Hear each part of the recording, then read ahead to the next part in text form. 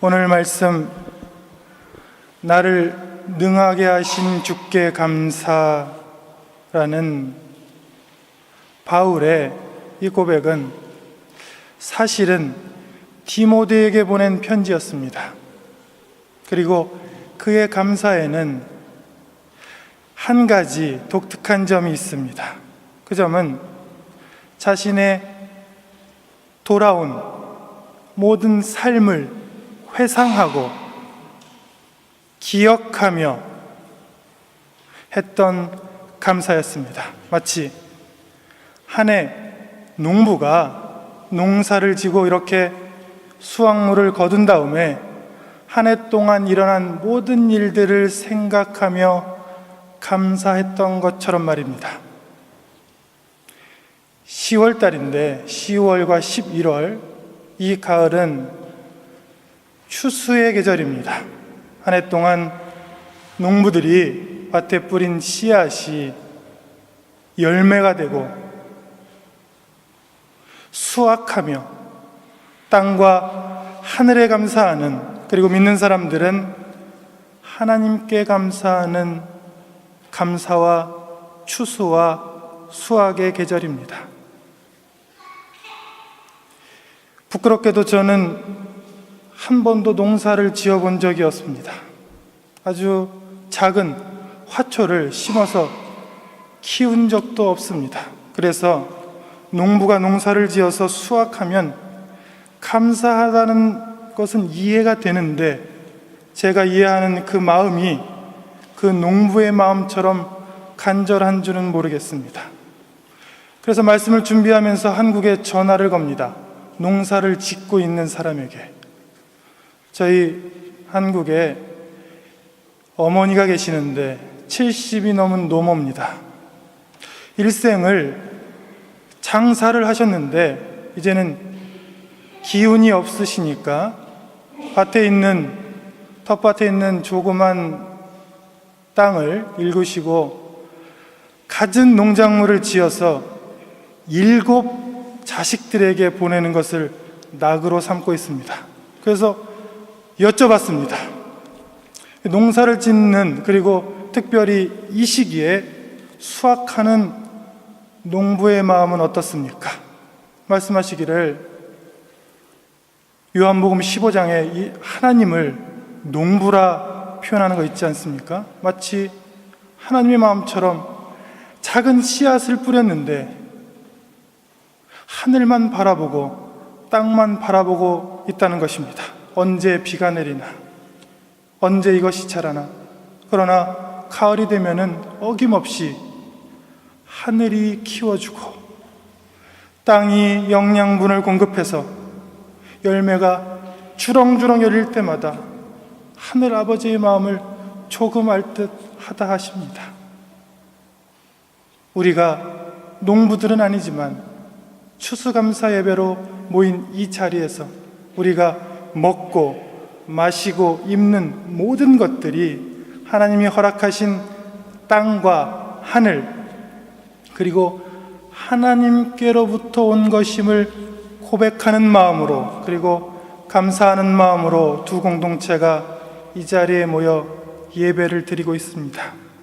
그리고 우리가 드리는, 특별히 바울이 드렸던 감사의 원천, 도대체 그 감사는 어디에서 나온 감사인지 이 시간 말씀을 통해 깨닫고 성령이 허락하시는 대로 감사의 마음을 경험하려 합니다. 말씀의 시작에 오늘 본문이 사도 바울이 지난 날을 회상하면서 하나님께 감사했다고 했습니다. 왜냐하면 13절에 보면 내가 전에는 어떤 사람이었으나 지금 나를 능하게 하신, 나를 가능하게 하신 하나님께 감사한다는 고백이 나옵니다. 구약 성서에도 동일한 이 회상과 감사의 사건이 있습니다. 구약 성서 사무엘상 7장에 보면 사무엘이 우상에 빠진 백성들을 하나님께 다시 돌아오라고 큰 넓은 광장으로 모이게 하는 사건이 있습니다. 그 광장 이름이 그 유명한 미스바 광장입니다. 장로의 신학대학교를 가면 예배실과 수업받는 곳 사이에 산의 중턱에 아주 넓은 광장이 나오는데 그 이름이 미스바입니다. 미스바라는 것은 백성들이 잘못하고 여호와를 떠났을 때 다시 돌아올 때마다 함께 모였던 넓은 광장을 뜻합니다.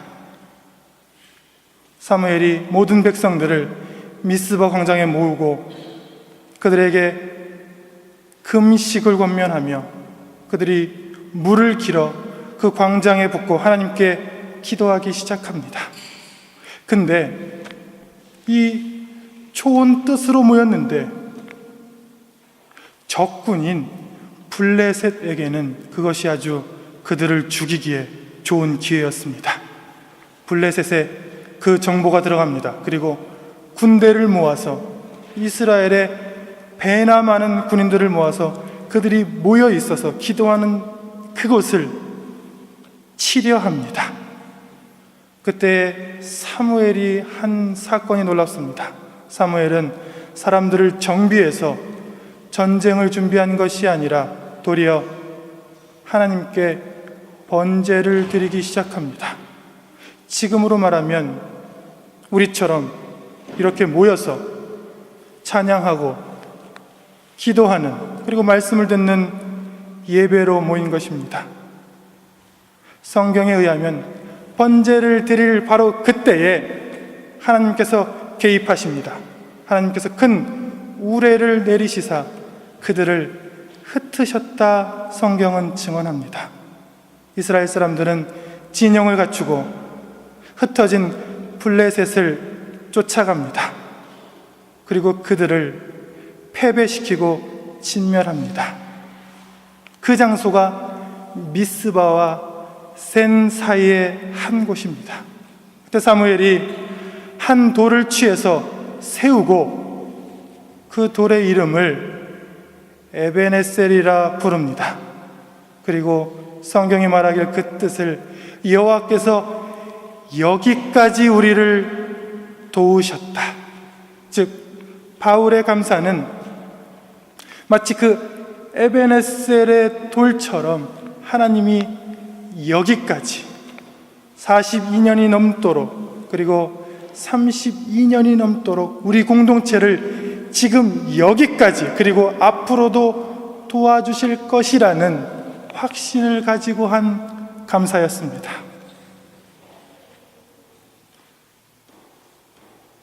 우리도 마찬가지입니다. 이 넓은 장소에 마치 미스바에 모인 이스라엘 사람들처럼 오로지 하나님만을 생각하고 우리가 살아온 과거, 우리가 이 땅에서 하나님을 섬겼던 역사, 우리가 헌신했던 우리의 공동체를 회상하고 생각할 때에 오늘 성경이 말하는 나를 능하게 하신 하나님께 감사할 수밖에 없습니다. 성경은 특별히 그 감사가, 그 능력이 번제를 드릴 때에, 지금으로 말하면 예배를 드릴 때에 나타난다고 말합니다. 이 시간 주님의 이름으로 축원합니다. 우리 두 공동체, 복음 공동체 그리고 도르트문트 중앙교회 공동체가 한 마음으로 이 시간 여기까지 우리를 도우신 주님을 회상하면서 그 모든 사건들을 기억하면서 우리 마음 다해, 우리 힘 다해, 우리 뜻 다해 주님께 감사하기를 축원합니다. 사도 바울은 사실 그의 삶을 살펴보면 감사할 것보다 고생하고 불평할 게 더 많았던 사람으로 보입니다. 하지만 그는 늘 그의 글에서 나는 하나님께 감사한다라는 글로 시작합니다. 도대체 바울의 감사는 어디에서 오는가? 바울의 감사의 원천은 무엇인가? 오늘 성경은 오늘 본문 말씀 12절 13절에 보면 그는 이렇게 고백합니다. 나를 능하게 하신 그리스도 예수 주께 감사함은 나를 충성되이 여겨 내게 직분을 맡기심이니 내가 전에는 비방자요 박해자요 폭행자였으나 라고 그는 고백합니다. 그의 이름은 사울이었습니다. 바울이 사울일 때에 다메섹으로 가는 도상에서 말 위에서 주님을 만나기 전까지 그는 예수님을 비방하는 사람이었습니다. 그리고 예수 믿는 사람들을 잡아 때리고 박해하며 죽는 데에 내어주는 사람이었습니다. 근데 그가 지난 날을 회상해 보니까 자신을 비방하고 자신을 믿는 사람을 때리고 박해하고 잡아 죽이는 자신을 주께서 찾아오시고 용서하시고 심지어는 직분을 맡기시고 직분을 감당할 수 있는 능력을 허락하신 예수님을 생각할 때마다 그가 마음에서 감사가 넘쳐났다는 것입니다. 오늘 예배를 드리는 우리도 마찬가지입니다. 우리의 감사의 근원, 우리가 감사해야 할 이유는 무엇인가? 죄로 인해 죽을 수밖에 없는 우리를 주께서 먼저 사랑하시고 십자가의 은혜로, 십자가의 보혈로 용서하시고 또 직분을 주시고 직분을 지금까지 여기까지 감당할 수 있는 능력을 주시기 때문입니다. 또 성경을 보면 바울의 감사는 어디에서 오는가? 오늘 본문 디모데전서 1장 15절에 보면 바울은 이렇게 고백합니다. 미쁘다 이 말이여 모든 사람이 받을 만한 이 말이여 그리스도 예수께서 죄인을 구원하시려고 세상에 임하셨다 하였도다.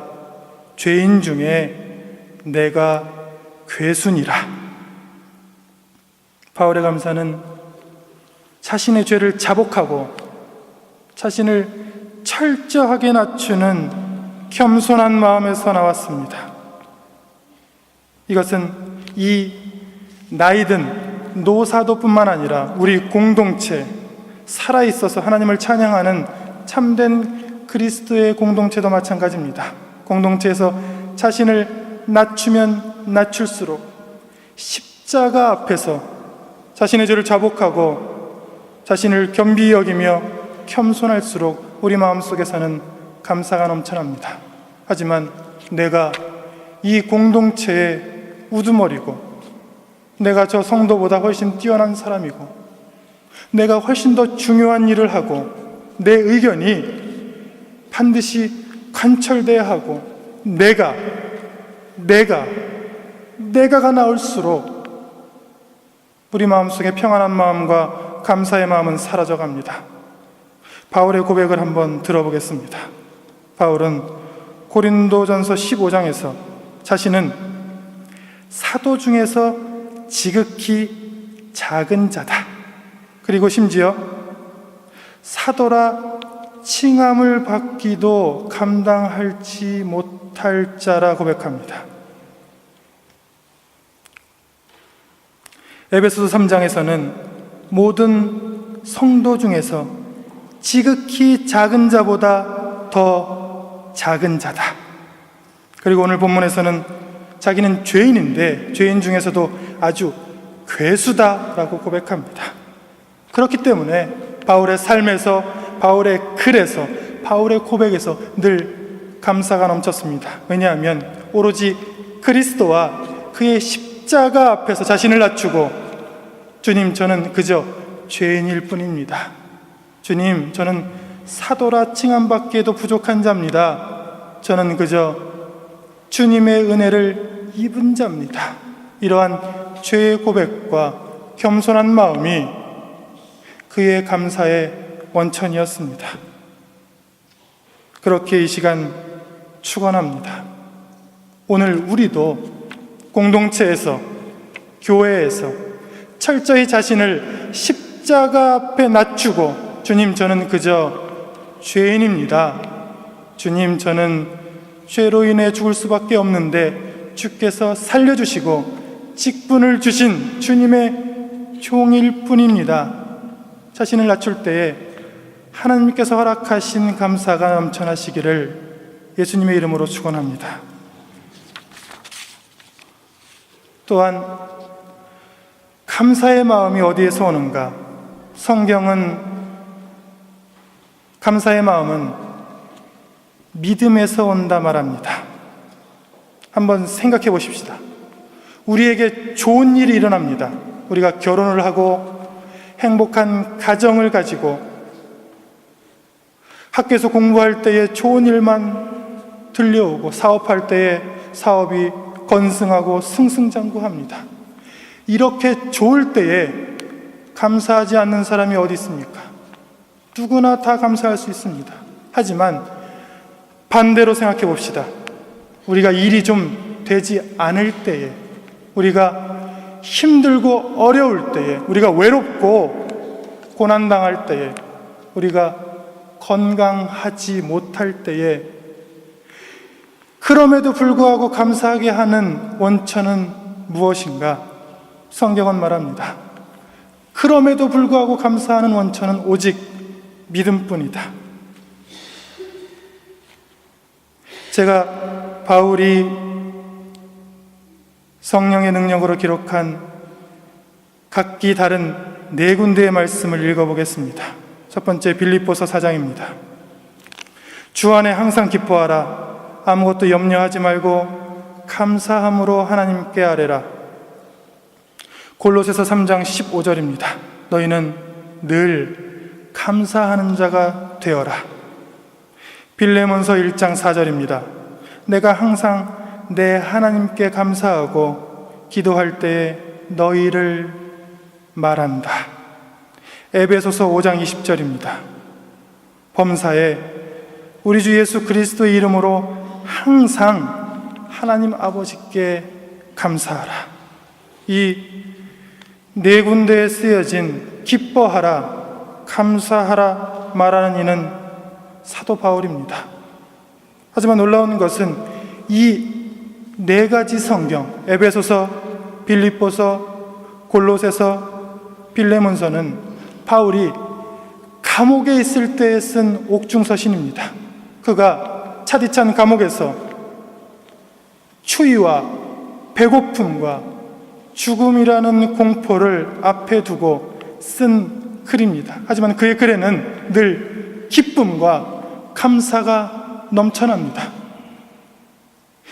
이 사실을 모르고 이 성경을 읽을 때에 이 노사도가 감옥에 있다는 사실조차 우리는 망각합니다.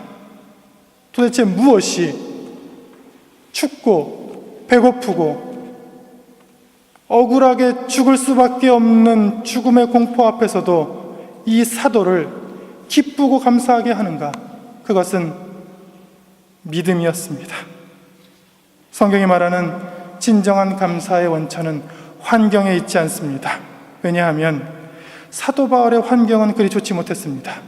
그가 고린도전서 11장에서 고백하길 그는 여러 번 매맞고 여러 번 돌을 맞고 여러 번 죽을 뻔했다 고백합니다. 또한 주님을 위해서 자지도 못하고 배고프고 목마르고 굶고 춥고 헐벗었다 고백합니다. 하지만 그런 환경 속에서도 그는 주님이 자신을 구원한 사죄와 구원에 대한 확신을 갖고 있었고 기쁨과 감사가 넘쳤습니다. 성경이 오늘 우리에게 말하는 감사의 원천은 건강에만 있는 것도 아닙니다. 물론 건강한 것이 축복입니다. 성경이 말하는 축복 중에 건강이 있습니다. 하지만 이 건강의 복을 이 사도 바울은 받지 못했습니다. 고린도후서 12장 7절에 보면 그는 자신의 몸에 가시를 가지고 있다 고백합니다. 몸의 가시 곧 사탄의 사자다. 그래서 그는 갈라디아 지방을 순례하며 전도할 때에 더 이상 가지 못하고 몇 년이나 그곳에 머물러야만 했습니다. 왜냐하면 건강이 좋지 못했기 때문입니다. 하지만 그는 그럼에도 불구하고 하나님께 감사합니다. 그가 고백하기를 이 건강이 좋지 못한 것을 내게 주심은 나로 하여금 너무 자만하지 않게 하려 하심이라. 주님께서 나를 쳐서 자만하지 않게 하시려고 이것도 나에게 주신 복이다. 그런 고백했습니다. 오늘 성경이 말씀하는 진정한 감사의 원천이 가정에만 있는 것도 아닙니다. 물론 행복한 가정, 가정의 위로, 가정의 사랑은 성경이 약속한 참된 복입니다. 하지만 바울은 일평생 독신으로 그리스도만을 위해서 살았습니다. 그럼에도 불구하고 그는 마음속에 늘 감사한 마음을 품고 살았습니다. 왜냐하면 그는 환경이나 건강이나 외부적인 요인에 구애받지 아니한 오로지 그리스도라는 뿌리 깊은 믿음을 갖고 있었기 때문입니다. 우리가 가을에 거두는 이 귀한 열매들은 사실 깊고 튼튼한 뿌리가 있어야 열매를 맺습니다. 바울에게 감사라는 것은 하나의 열매입니다. 하지만 그 감사를 가능하게 한 것은 그의 믿음, 오로지 예수 그리스도라는 믿음의 뿌리에서 나온 것입니다. 그렇게 이 시간 예수님의 이름으로 간절히 축원합니다.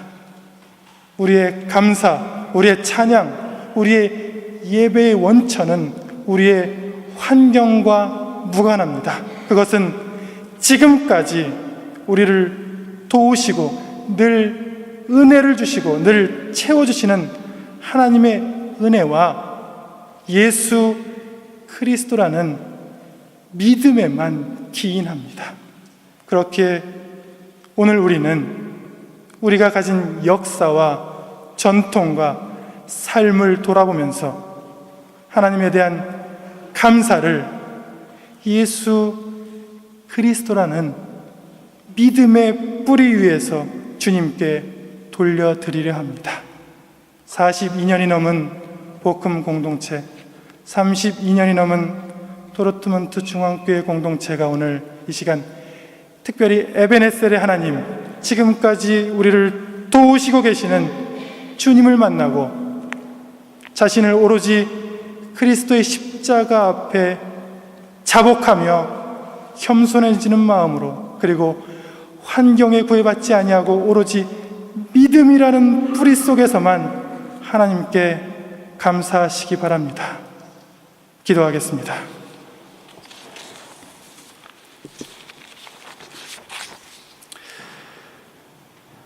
살아계신 하나님 아버지 감사합니다. 지금까지 지내온 것, 지금까지 공동체를 섬기고 있는 것, 지금까지 이 땅에 살아온 모든 것으로 인해 주님께 감사합니다. 에베네셀의 하나님, 지금까지 지내온 모든 도움과 은혜와 사랑에 우리의 마음과 힘과 뜻 다해 주님께 감사로 올려드리는 귀한 예배로 인도하여 주옵소서. 우리의 환경이나 우리의 건강이나 우리의 물질과 전혀 상관없이 오로지 예수 그리스도라는 믿음의 뿌리 위에서 감사라는 열매를 맺게 하옵소서. 그리하여 이 두 공동체가 모일 때마다 하나님을 찬양하는, 하나님께 감사하는, 당신의 살아있는 말씀을 사모하는 마음들이 넘쳐나게 하옵소서. 우리를 위하여 자신의 살과 피를 다 내어주신 예수 그리스도 이름으로 기도합니다. 아멘.